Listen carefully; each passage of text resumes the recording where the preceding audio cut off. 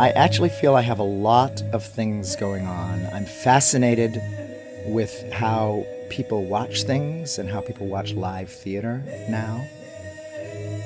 I'm fascinated always with the idea of atmosphere, how we make an atmosphere that invites people in to watch in a different way. In other words, if we make something that's very design-oriented, people will watch the design of it.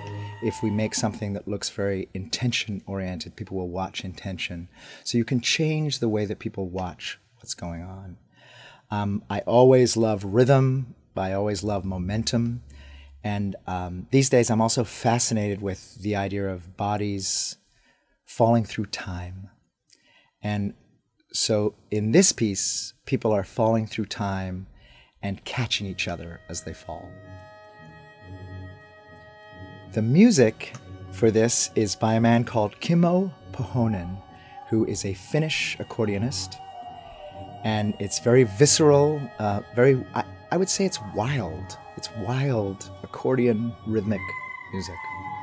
I was actually toying between Beethoven's Gross Fugue or the Kimmo Pohonen.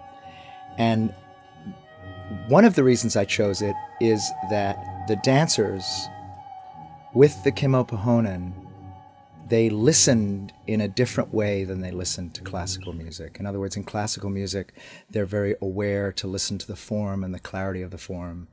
And I felt with the Pohonen, they were listening to the drive underneath the music. This time, I was very fortunate. Often when I come here, I only have 2 weeks, and then in the week of the production week.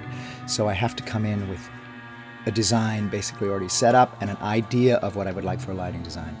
This time, because of the scheduling, where I had maybe less time during each day, but I had a longer period, I was able to bring in Charles Schoonmaker, the costume designer, and Michael Stewart from here, who is the lighting designer.